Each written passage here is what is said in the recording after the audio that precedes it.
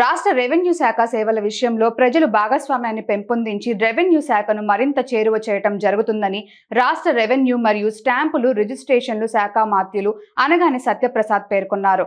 రాష్ట్ర సచివాలయం 4వ భవనంలో వేద పండితుల ఆశీర్వచనాల మధ్య రాష్ట్ర రెవెన్యూ మంత్రిగా పదవి బాధ్యతలు చేపట్టారు. ఈ సందర్భంగా మంత్రి మాట్లాడారు. అందరికీ నమస్కారం.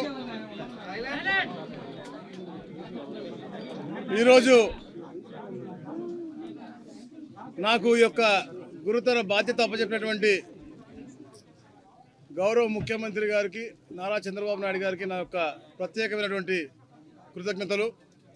అలాగే కుటుంబ సభ్యుడిలాగా అలాగే ఒక కొడుకులాగా భావించినటువంటి రేపల్లి నియోజకవర్గ ప్రజలకి అందరికీ కూడా నా శిరస్సు ఉంచి వారికి కూడా నమస్కారాలు తెలియజేసుకుంటా ఉన్నాను. ఈరోజు అతి ముఖ్యమైన శాఖ రెవెన్యూ అలాగే స్టాంప్స్ అండ్ రిజిస్ట్రేషన్ శాఖ.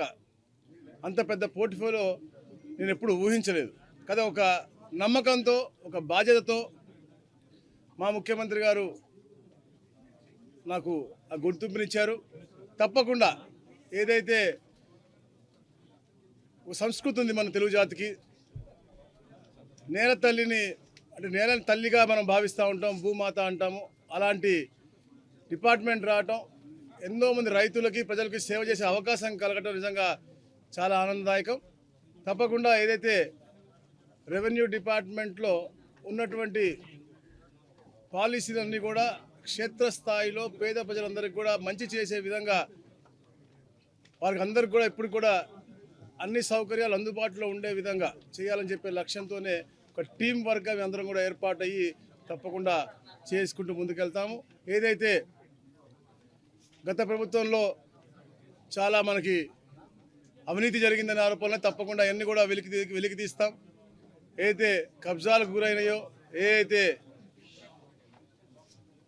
తప్పుల దోవలో పేదవాళ్ళకి అందరూ అన్యాయం జరిగిందని చెప్పేసి ఉన్నాయో అవన్నీ కూడా అధ్యయనం చేసి తప్పకుండా పేదవాడికి అతని భూమి అందే విధంగా చేయాల్సిన బాధ్యత మేము అందరం కూడా తీసుకుంటాం. అలాగే ఎప్పుడు కూడా రెవెన్యూ డిపార్ట్మెంట్ అంతా కూడా కింద స్థాయిలో కూడా పేదలకు అందుబాటులో ఉండి వారికి కావాల్సిన సౌకర్యాలన్నీ కూడా సత్వరంగా అయ్యే విధంగా, అలాగే అయితే రీసర్వేస్ ఏదైతే ఉందో దాంట్లో కూడా పేదలకి రైతులకి ముఖ్యంగా ఒక హెల్దీ మూమెంట్లో హెల్దీ అట్మాస్ఫియర్లో ఒక మంచి ఎన్వైరన్మెంట్లో జరగాలి తప్ప ఏదో ఒత్తిడిలో అటు ఇటు చేసి చాలా ఇబ్బందులు పడ్డారని చెప్పేసి కూడా చెప్తాను. అది కూడా సర్వేలు కూడా చెప్తా ఉన్నారు మా మీద ఒత్తిడి ఉండబట్టి మేము నిజంగా సర్వే చేయకుండా కూడా మేము ఇచ్చేసామని కూడా చెప్పారు. కాబట్టి అలాంటి ఒత్తిడి లేకుండా ఒక హెల్దీ ఎన్వైరన్మెంట్లో ఇలాంటి కార్యక్రమాలన్నీ కూడా చేసుకుంటూ కేవలం ఈ రాష్ట్రంలో ఈ యొక్క డిపార్ట్మెంట్ అద్భుతంగా పనిచేస్తూ భారతదేశంలోనే ఒక మంచి డిపార్ట్మెంట్ ఆంధ్రప్రదేశ్లో ఉందని చెప్పే దిశగా